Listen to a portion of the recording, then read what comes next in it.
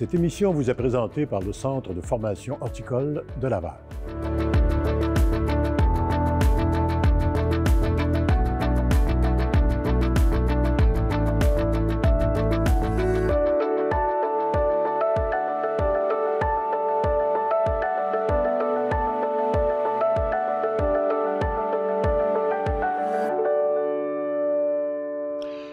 Bonjour et bienvenue à Horticulture. Comme vous le savez, l'objectif de cette série d'émissions est de vous faire découvrir de magnifiques jardins et d'innombrables secrets horticoles. Pour ce faire, mon ami Christian Dufresne, agronome, se fera un plaisir de vous accompagner dans cette découverte. Alors, Christian, qu'en est-il aujourd'hui? Alors aujourd'hui, nous allons profiter du moment pour parler d'agriculture urbaine spécialisée en alimentaire. Nous allons découvrir des spécialistes qui vont œuvrer évidemment dans le paysage gourmand.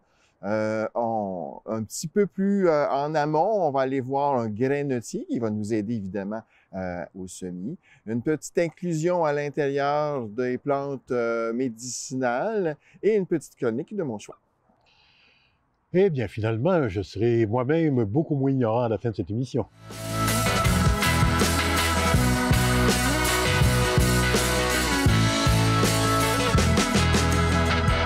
Guillaume Pelland, bonjour. Bonjour Christian. Merci de nous accueillir dans ton beau jardin comestible. Ça fait vraiment plaisir. Écoute, on est ici pour voir un peu, parce qu'on parle beaucoup de ça, là, le jardin comestible, le foodscaping. On entend parler et je pense que tu es un des bons spécialistes, surtout une personne qui a initié le mouvement. C'est ce qui m'intéressait le plus dès l'école. Ouais. Puis tout de suite en sortant, j'ai parti une couple d'entreprises par rapport à l'alimentation. Je suis un gourmand, moi, de nature, là. Puis j'aime ce qui est beau aussi. Fait qu'on fait de l'aménagement comestible ici chez Paysages Gourmands. Puis qu'est-ce qui t'a fait embarquer là-dedans au lieu de faire de l'horticulture standard, traditionnelle, faire notre potager? Bien, c'est ça, c'est la gourmandise, c'est l'appel à ça. Puis c'est aussi une mission que je me suis donnée. C'est un peu une révolution qu'on apporte dans le monde de l'horticulture avec un volet utilitaire. C'est un gros bonus qu'on propose finalement. Fait que, comme je le disais, je m'intéresse aussi à ce qui est joli, ce qui est beau, ce qui est fonctionnel, pratique. Mais tant qu'à faire tout ça, pourquoi pas avoir des petits fruits autour de soi, puis vraiment, puis aller vers l'autonomie alimentaire. Chacun à son rythme, à son niveau, à sa capacité. Mais ici, on a un grand territoire, fait que ça permet d'en produire, d'inspirer les gens avec nos jardins démonstratifs. Oui. Donc, on découvre des belles plantes, on peut les propager, les multiplier dans notre abri de rempotage ici, puis on les rend disponibles avec notre pépinière, puis on partage tout ça. Ça fait combien d'années que tu fais ça? C'est depuis 2014 ici, chez Paysages Gourmands, dans l'Anaudière. OK. Puis avant ça, dans les Laurentides, j'ai fait aussi de l'aménagement comestible. C'était ça. Depuis 2010, là, on était un petit peu pionniers dans ce domaine-là. Puis, vois-tu une évolution, vois-tu des changements depuis ton début, là, quand tu as commencé avec ça? Ouais. Parce que tu es un passionné, nanana, mais ça ne veut pas dire que tous les gens ont la même passion que toi. Maintenant, aujourd'hui, est-ce que tu dirais que les gens sont ont plus tendance à faire... Bien, on dirait qu'il y en a plusieurs qui ont eu la piqûre. Puis la grosse différence, moi, que je constate, étant un petit peu dans un cul-de-sac puis un peu retiré dans mes montagnes, là, je suis pas tout le temps au premier rang de ce qu'on peut voir, de ce qui se fait, là. Mais j'ai fait une petite recherche dernièrement, là, puis j'ai regardé les entreprises qui offrent de l'aménagement comestible maintenant, puis là, on est complètement dans un autre monde. Là, il y en a plein qui offrent la même chose qu'on offrait. On était parmi les seuls à faire ça il y a quelques années. Puis là, je vois qu'il y en a plein, là, des jeunes de la relève qui se tournent vers ça puis qui offrent tout ça qui a du bon sens, finalement.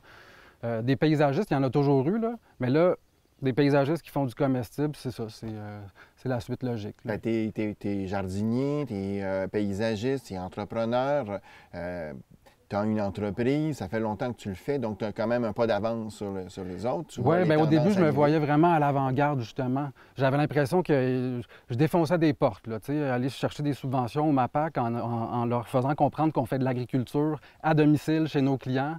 Un peu comme un agriculteur fait du travail à forfait quand il passe la charrue dans un champ chez son voisin.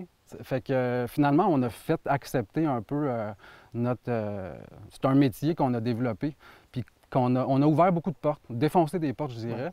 Puis là, ça rend ça possible pour d'autres Ouais. mondes maintenant, là. Fait que tu peux partir d'un aménagement très conventionnel, tu sais, quand on fait une mise à jour du jardin, par exemple. Ça arrive souvent. Puis, tu sais, les baby boomers veulent reniper, comme on dit. Un petit coup de fraîcheur. Un petit coup de fraîcheur. Mais aussi beaucoup de gens qui veulent plus de pelouse ou moins de pelouse. Je sais pas si tu as remarqué depuis quelques années, les changements climatiques, le réchauffement, les pelouses sont pas toutes vertes, Non. pas très longtemps. Non. Au printemps un peu, mais rapidement la sécheresse peut arriver, les scarabées japonais, tout ça. Fait qu'on a des solutions, nous, pour contrer ça un peu, là, le jaunissement, le non productif, avec des belles plates-bandes colorées puis gourmandes à Au la point fois. de vue de l'entretien, justement, ça demande quoi, toutes ces plantes-là? Est-ce que c'est plus facile? Est-ce que ça demande moins d'eau? Est-ce que c'est, tu sais, je veux dire, au lieu d'arroser constamment, est-ce qu'on peut s'en aller plus avec des plantes esthétiques, intéressantes, utiles, mais aussi qui demandent moins d'entretien? Bien, quand on a les connaissances, là, puis quand on a un intérêt pour ça, quand on prend conscience qu'à un moment donné, on ne pourra pas passer toutes nos soirées arrosées, toutes nos matinées arrosées, bien, en fait, moi, c'est sûr qu'à la base, j'ai réfléchi un peu à mon client, tu sais, ceux qu'on veut servir, là. Ils n'ont pas le temps là, d'entretenir, de désherber à toutes les semaines. Fait qu'on a vraiment rapidement été vers l'entretien minimal. À chaque fois qu'on crée un aménagement, on met des plantes justement plus faciles d'entretien. On mise beaucoup sur les vivaces qui vont plonger leurs racines, aller chercher une part d'autonomie. Comme dans les forêts, on n'arrose pas ça, là, on désherbe pas ça, puis on fertilise pas ça. Et pourtant, il y a une abondance de croissance, puis même des petits fruits qui peuvent apparaître. Fait qu'avec une conception intelligente, avec les connaissances qu'on a, on se donne accès à plein de beauté puis plein de bonté, puis sans arroser. Nous, nos jardins démonstratifs, il n'y a pas de système d'arrosage. On n'arrose jamais. Puis l'année passée, l'année d'avant, il y a eu 2 bonnes grosses sécheresses. Puis on n'a pas eu besoin d'intervenir. C'est sûr, des fois, l'après-midi, les feuillages étaient un petit peu fanés, mais rapidement, ça reprend du mieux. Là, Fait que tu fais un peu d'expérimentation. Tu essaies, erreurs, nouveaux cultivars. On investit beaucoup dans la recherche et développement. En tout cas, moi, il y a mes soirées qui y passent beaucoup. Même l'hiver, là, quelques nuits blanches à faire des recherches, puis aller voir ailleurs, même dans le monde, quelles sont les plantes qui pourraient ici nous servir, servir nos intérêts, nous aider vers l'autonomie alimentaire, entre autres. Là. Puis j'ai vu aussi que tu avais une partie aquatique, donc des plantes aquatiques. Ouais. Ça, au départ, c'était vraiment justement un autre projet un peu fou, expérimental. On avait besoin d'un étang d'irrigation pour les plantes en pot, parce que ça, évidemment, il faut les arroser, les plantes en pot. Oui. Là. Ça, c'est autre chose. Mais tant qu'à y être, bien, puis on ne voulait pas tout un système d'aération. Fait qu'on a misé vraiment sur la nature, les plantes qui vont filtrer l'eau. Puis l'eau est très claire, elle est transparente, elle est très belle. On peut se baigner dedans. Puis ben, finalement, toutes les plantes qu'il y a autour sont aussi comestibles. Fait qu'il y a un nouveau volet qui va s'ouvrir peut-être dans quelques années. Là. On est rendu là à multiplier ces plantes-là. Puis peut-être une nouvelle section dans notre pépinière qui va apparaître. Et justement, comment tu vois ton futur? Oh là là, ça c'est une grosse question. Déjà, digérer le présent, c'est quelque chose. Ici, c'est ça, il y a tout le temps quelque chose à faire. Hein? C'est beaucoup. Mais je pense que le futur, on va développer beaucoup la pépinière. Ouais. On mise beaucoup là-dessus parce que c'est pas tout le monde qui a accès, comme moi, à un grand terrain comme ça. C'est de plus en plus difficile pour les paysagistes de la relève. Donc, nous, on développe des partenariats, entre autres, avec des paysagistes qui n'ont pas accès à ces terrains-là. Puis, on les aide, on les accompagne avec nos connaissances. Les plantes qu'on découvre, c'est encore des exclusivités un peu qu'on ne trouve pas dans tous les centres jardins en quantité suffisante pour un paysagiste. Ben, c'est ça un peu l'idée de ton jardin. Bien, à la base, c'est pour ça que c'est pour ça que j'ai développé la pépinière, parce que je me suis rapidement rendu compte qu'avec notre choix de plantes assez spécifique pour en arriver à un entretien minimal, à ce que ça soit facile, des vivaces. C'est un peu nouveau tout ça quand même, puis je trouvais pas ce que je cherchais dans les centres jardins. Fait que rapidement, ça a pris notre propre pépinière. Puis on peut maintenant, on veut en faire profiter aux autres aussi. Ouais. Tu me demandes mon futur, comment je le vois. C'est difficile parce que ça dépend tellement de l'équipe qu'on a. C'est ça. C'est vraiment, notre succès dépend des gens qui s'impliquent ici, chez Paysages Gourmands. Fait que moi, c'est un peu ça aussi que j'essaie de voir, un peu l'intérêt de chacun, vers où ils s'en vont. Des fois, on a des départs qui n'étaient pas prévus. Cette année, on en a perdu un qui s'en va travailler comme architecte paysagiste chez Walt Disney World. OK, mon Dieu. C'est une fierté en même temps. Là. On a formé un paysagiste qui s'en va travailler comme ça pour une grande compagnie qui va en inspirer pas mal là-bas. Peut-être que Paysage Gourmand va avoir un pied à terre. Bien, il va peut-être semer quelques graines pour nous là-bas, oui. Pourquoi pas. Hey, Guillaume Pelland, merci beaucoup de ton accueil. Je te souhaite le meilleur des succès pour le futur. Bien, merci beaucoup. À toi aussi. Merci. Beau, bon, pratique et comestible. Nous voici comblés et en route vers l'autonomie alimentaire. Et oui, Serge, effectivement, depuis la pandémie, les gens se sont mis à la culture, évidemment, du légume, mais non pas que dans un potager traditionnel que l'on voit, mais vraiment dans le sens de l'aménagement paysager, ce qu'on appelle, évidemment, en anglais, le foodscaping ou l'aménagement comestible. C'est une tendance là, qui est de plus en plus présente, soit dans nos villes ou sur nos terrains privés. Allons maintenant à la chronique horticole. Cette semaine, à la chronique horticole, je vais vous parler de semis. Évidemment qu'en début de saison, tout le monde veut faire son semis, il veut partir, mais il y a deux techniques qui sont intéressantes et faciles à réaliser. Au départ, vous devez avoir un contenant, un support comme celui-ci. Ça, c'est un support commercial, mais vous pouvez avoir n'importe quel contenant de la maison. Par la suite, on doit utiliser un substrat qui est évidemment monté, préparé pour le semis. J'en ai un exemple ici qui est avec moi, devant moi. C'est un substrat qui est très, très léger. Si vous voyez tomber, vous voyez que c'est des particules très, très fines. Il est composé évidemment de tourbe, de perlite et de vermiculite. Ces substances, ces additifs, j'en ai quelques-uns en avant. Là, vous voyez ici, là, ça c'est la vermiculite. On la voit ici, la vermiculite, tout ça, donc ici. Et la perlite qui est une roche volcanique chauffée très, très, très à haute chaleur, donc va donner de l'absorption au point de vue de l'eau, l'autre donner de la légèreté, évidemment, au substrat. Donc, on remplit le contenant de cette matière, de ce substrat, et on vient compléter, après avoir mis le semis, d'une fine couche de vermiculite sur le dessus. Bien important de distancer vos semis, ne pas les mettre trop compacts, parce qu'il peut arriver ce qu'on appelle de la fonte des semis, donc une maladie fongique. Un traitement très naturel, une décoction de camomille, de l'ortie, de l'ail peut aider, c'est un antibiotique ou un antiseptique naturel, donc on peut aider à éliminer ce champignon. Ou aussi de la poudre de cannelle peut être très utilisée dans ce type de production. Deuxième technique qui est facile, c'est la technique du Jiffy. Le Jiffy, c'est ce que j'ai dans ma main. C'est un produit qui est fait à base de tourbe compressée. Lorsqu'on la met, alors je vais vous montrer, lorsqu'on la fait tremper dans un contenant en d'eau, 5 à 10 minutes, alors, je vais essayer de le sortir sans le détruire. Alors voyez-vous, ce produit, 5 minutes plus tard, il a donné ce produit. Donc, vous voyez, il est rempli complètement d'eau. Et là, je viens insérer la semence à l'intérieur. Je le dépose dans mon contenant, évidemment, sans terre, et je vais attendre que le tout lève. Pour aider à la croissance, je vais pousser ça pour que vous voyez mieux. Pour aider à la croissance, je vais appliquer un dôme sur le dessus. Alors, dans le commerce, on nous vend des dômes comme celui-ci, avec des roulettes ici pour ouvrir ou fermer l'humidité relative, que je venais déposer sur le contenant. Le but, c'est d'augmenter l'humidité relative à l'intérieur. On va l'augmenter jusqu'à un certain niveau, 80-90.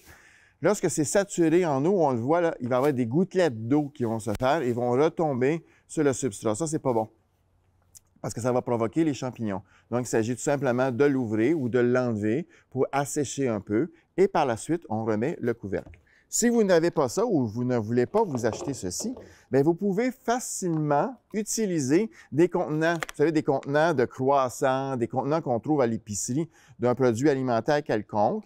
Ça fait le même processus. Alors, j'ai ma plante, je la mets là-dedans, je la ferme et je la garde un certain temps pour que la plante puisse croître.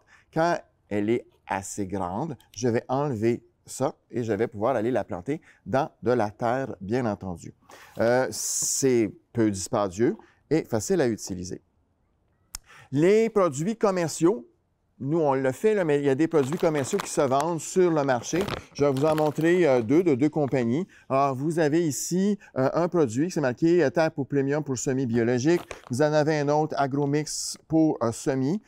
C'est fait exprès pour ça. On ne plante pas des végétaux à l'intérieur de ça. On travaille vraiment pour la semence.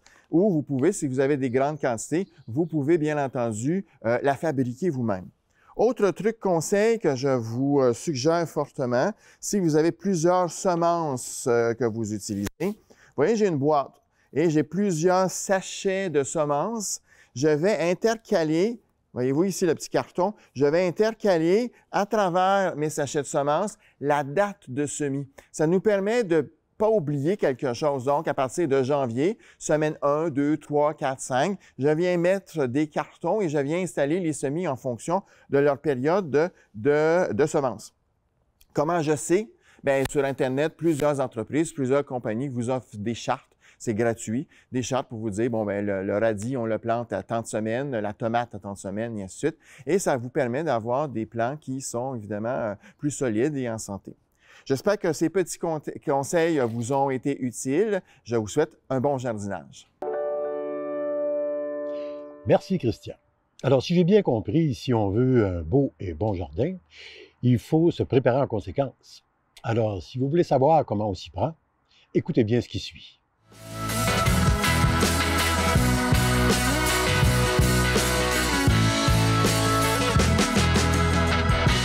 Yves Gagnon, bonjour. Bonjour, Christian. Merci de nous accueillir chez vous, au Jardin du Grand Portage à Saint-Didas. Horticulteur autodidacte. Oui, tout à fait. 43 ans de plantation ici au jardin.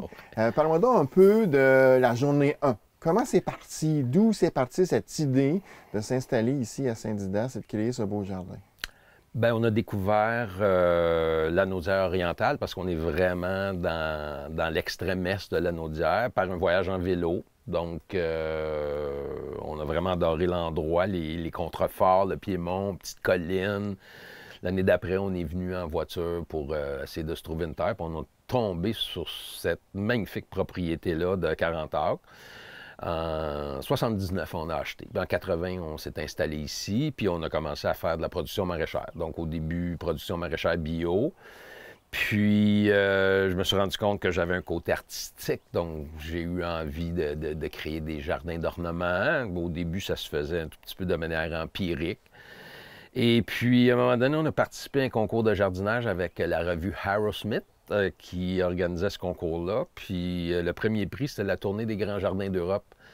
Fait qu'on a mis le paquet, on a monté un beau dossier, puis on s'est mérité le premier prix. Fait qu'on a fait ce voyage-là qui nous a conduits dans 5 pays, puis ça s'est terminé avec l'Angleterre. Puis on a eu un coup de cœur sur les jardins anglais, vraiment un coup de cœur, notamment dans un jardin en particulier qui s'appelle Great Combe, qui existe toujours aujourd'hui. C'est plus les fondateurs qui l'aménagent, évidemment. Puis, c'est un jardin de 5 acres à l'anglaise, absolument c'est bouleversant de beauté. Les 2 pieds campés à Great Combe, Diane et moi, on a dit c'est ça qu'on va faire. Fait qu'à partir de l'année suivante, on a commencé à transformer nos jardins maraîchers en jardins d'ornement, tout en conservant la culture de légumes parce que j'ai une passion pour ça. Et au fil du temps, bien, on a développé des jardins anglais, des jardins orientaux. Diane est devenue herboriste, donc des jardins de plantes médicinales. Et puis, je me suis intéressé à la génétique et on est devenu producteur de semences. Donc, depuis 30 ans, on fait de la production de semences, puis on fait du développement de cultivars, dont plusieurs sont devenus patrimoniaux. Ah oui, tant mieux, mais l'idée aussi, c'est d'aller chercher le côté très écologique, naturel, biologique. La terre ici, elle était dans quel état? Est-ce qu'il y a eu beaucoup de travail, de préparation? Bien, quand on est arrivé, le plateau sur lequel on a établi nos jardins était consacré aux cultures fourragères. Donc, il fauchait 2 fois par année. Donc, c'était une prairie commune, comme on en trouve partout au Québec. Donc, il a fallu détruire cette prairie-là, parce qu'évidemment, on ne sème pas des carottes dans une prairie. Alors, on a fait faire un labo par notre voisin, herçage au printemps. Après ça, on a cultivé des engrais verts. Puis là, tranquillement, on a commencé à établir notre projet de culture maraîchère. Mais c'était clair pour nous, en arrivant ici, qu'on allait être en culture biologique, parce qu'on avait fait 3 ans dans l'Ouest canadien en culture fruitière, industrielle, 25 vaporisations par année sur les pommiers. Donc, on a vu un peu le côté sombre de l'agriculture industrielle. Et pour nous, c'était clair qu'on allait se lancer en bio. Donc, ça fait 43 ans qu'on est en culture biologique. Et une des assises de la culture biologique, c'est la biodiversité. C'est de créer de la biodiversité pour essayer d'atteindre un équilibre écologique qui va faire en sorte qu'on n'aura pas besoin d'utiliser de pesticides ou très peu. On peut utiliser des biopesticides à l'occasion. De ce temps-là, on a un peu de chrysomèle, donc on traite avec du Trounce un peu. Mais c'est surtout les filets qu'on utilise pour gérer ces problématiques-là.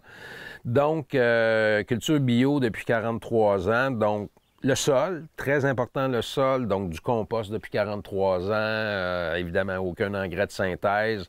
Notre fertilisation repose sur des composts qu'on fabrique nous-mêmes, qu'on prépare nous-mêmes, purins végétaux, principalement, là, c'est ça. Et puis, la biodiversité, on l'a construite par nos aménagements, plans d'eau, plantation d'arbres, un brise-vent, les plantes médicinales, on laisse une place aux plantes indigènes aussi. Donc, il se crée une espèce de microcosme absolument fascinant. Et on observe encore les bénéfices de cette biodiversité-là. C'est absolument spectaculaire. J'imagine aussi qu'il y a à la population des cours, des stages, des choses qui peuvent être offertes durant l'année. Oui, bien, on a donné des ateliers pendant 25 ans, des ateliers d'une journée, puis là, on a décidé de réduire un tout petit peu. Alors, ce qu'on propose maintenant, c'est des visites thématiques. Donc, ça dure 2h30. Il y a un thème, plantes médicinales, ça peut être le sol vivant, ça peut être la biodiversité, justement, et l'équilibre écologique, puis le contrôle des ravageurs. Donc, on a des thématiques comme ça, puis les gens viennent, puis on fait une visite qui est axée sur le thème, et puis les gens aiment beaucoup ça, ça répond très, très bien. Justement, entre le jour 1 puis maintenant, as-tu vu une évolution par rapport à la population sur l'engouement des plantes comestibles médicinales? C'est fou. Moi, je donne des conférences pour les sociétés d'horticulture. Puis quand j'ai commencé, Yves Gagnon, c'était le spécialiste des légumes. Puis je me rendais compte qu'il y avait moins d'intérêt à l'époque pour les cultures de légumes. Les gens aimaient mieux des conférences sur les fleurs, puis tout ça. Puis là, ça s'est inversé. C'est-à-dire que quand j'arrive et je présente une conférence sur les cultures légumières, production de semences, peu importe la thématique, il y a un intérêt. Les gens se disent, bon, mais tant qu'à cultiver, pourquoi pas cultiver quelque chose qui va nous servir, tu sais? Où on s'en va, là? Je dirais que il y a un intérêt croissant pour l'autonomie alimentaire, pour la santé aussi. Donc, produire des fruits, des légumes, des herbes en production bio, c'est vraiment dans l'air du temps, on pourrait dire. Je pense que les centres de formation comme à Laval le voient bien. L'intérêt est là. Alors, on s'en va tranquillement vers des jardins très diversifiés où il y a bien sûr une place pour l'ornement, mais de plus en plus de paysages comestibles. Yves Gagnon, merci pour votre accueil. Ça fait un énorme plaisir. Jardin anglais, semences, autonomie alimentaire, que souhaiter de plus? Mais dis-moi, Christian, je crois savoir ici qu'il y a une expertise horticole particulière. De quoi s'agit-il? Effectivement, au Jardin du Grand Portage, j'ai rencontré une dame extrêmement sympathique, Diane Mécaille, qui se spécialise dans les plantes médicinales. C'est de plus en plus les gens veulent se soigner à la maison. Il faut faire attention, bien entendu, parce que les soins relèvent du médecin, bien entendu. Mais on peut quand même, avec certaines connaissances, cette technique, et surtout avec des plantes qualifiées, et c'est ce que Diane va nous expliquer. Allons-y à l'instant. Diane Mécaille, bonjour. Bonjour. Jardinière, herboriste ici au Jardin du Grand Portage. Oui. Ton travail consiste à quoi au point de vue de l'herboristerie, des plantes médicinales et ainsi de suite? Alors moi, je m'intéresse aux plantes médicinales depuis que j'ai été enceinte la première fois, il y a presque 40 ans maintenant. Puis je cultivais de la calendule, je me suis mis à la transformer en huile pour soigner les fesses de mon bébé. Puis mon travail, alors, ça a été d'explorer ce domaine-là. J'ai suivi des petites formations, entre autres avec Marie Provost, qui en donnait à la Clé des Champs à l'époque. Après, elle a fait une formation sur une année là, de plus professionnelle. Mais c'était surtout sur les plantes et la transformation des plantes. Je n'ai pas poursuivi pour être thérapeute. Là. Moi, ce qui m'intéressait, c'était ça, c'était d'explorer les plantes et d'en intégrer le plus possible dans le jardin.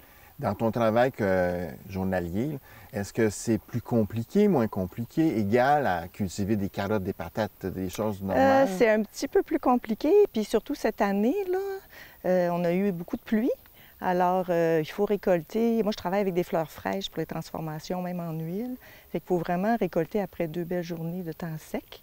Fait ce qui fait que des fois, c'était 2 journées de temps sec, puis là, je récoltais tout ce qu'il y avait à récolter qui était à son maximum de potentiel. Puis je me trouvais le soir avec plein de plantes à transformer, parce que le lendemain, il allait pleuvoir. Donc, fait que des fois, c'est compliqué quand la mère nature ne nous aide pas, parce que c'est ça, chaque plante a comme son moment particulier pour l'avoir au top de ses propriétés médicinales. Ce qui fait qu'après la récolte, tu as encore du travail à faire oui, c'est ça. Conserver toutes les valeurs. C'est ça. Tu sais, si tu récoltes une plante et tu la laisses traîner 3 jours au soleil, ça donne rien, là. Elle est bonne, c'est ça? Non. Ouais, justement, les précautions, j'imagine qu'on ne s'improvise pas médecin, là. Non, c'est ça. Non, c'est ça. Tu sais, moi, souvent, c'est ça, je parle des petites plantes là, pour les soins quotidiens, tu sais.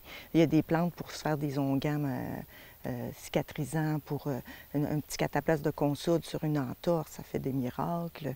Tu sais, alors, les brûlures, tout ça, tu sais, des petites pommades comme ça c'est facile à faire. Tu te fais ta petite trousse de premiers soins maison facilement. Fait que ça, c'est intéressant. Mais pour prendre des infusions ou des extraits, soit dans le vinaigre, soit dans l'alcool, bien là, c'est plus concentré. Puis il y a certaines plantes qu'il faut faire attention. Tu sais, il y a l'échinacée, là, qui est bien en vogue, qui est merveilleuse. Mais tu sais, si tu as des maladies auto-immunes, là, il y a une discussion là-dessus. Parce que comme ça stimule le système immunitaire, si tu as déjà un système qui est surstimulé, mais tu sais, en tout cas. Fait que, tu sais, il faut savoir, là.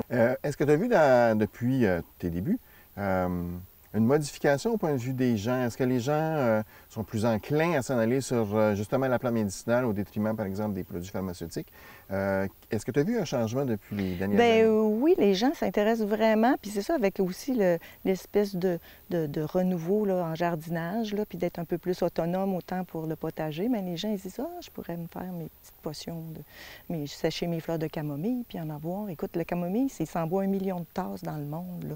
Fait que c'est sûr que c'est pas une plante qui est dangereuse. On le saurait, on le saurait, tu sais. Ça peut, même un petit bébé qui a des coliques, tu peux y en donner, tu fais une petite infusion, tu lui donnes quelques gouttes d'eau très bouillie, tu sais, avec un petit compte-gouttes, là, ça va calmer son petit bedon, là, tu sais. Fait que, tu sais, pour la fièvre des enfants, tu as des petites plantes très, très douces. Très douces. Ouais. Puis là, on parle de fleurs, mais j'imagine qu'il n'y a pas que les fleurs qu'on peut utiliser sur la plante. Non, ça dépend des plantes, c'est ça. Il y en a que c'est les racines, il y en a que c'est les fleurs. Tu vois, il y en a que c'est les feuilles au printemps, il y en a que c'est les racines à l'automne aussi. Il y a, tu sais, le moment de... Donc, il y a une connaissance, là. Oui, on ne s'improvise pas, là. Il faut quand même aller chercher quelques petites notions de base. Partir, comme tu disais, au début avec des choses très, très simples, puis évoluer comme ça pour éviter de faire des erreurs de potions. C'est ça. L'herboristerie, c'est vraiment facile d'une certaine façon, mais il faut savoir, effectivement. Il faut vraiment s'informer. C'est une science aussi. Oui. Fait qu'heureusement, il y a des livres qui existent. Puis, mais c'est tellement agréable de pouvoir juste sortir un petit pot de sa pharmacie puis se soigner avec ce qu'on a préparé. Oui. Diane Mécaille, merci. Bien, ça fait plaisir. Merci, Christian, pour le partage de ces précieuses connaissances. Ça m'a fait plaisir. Bon jardinage!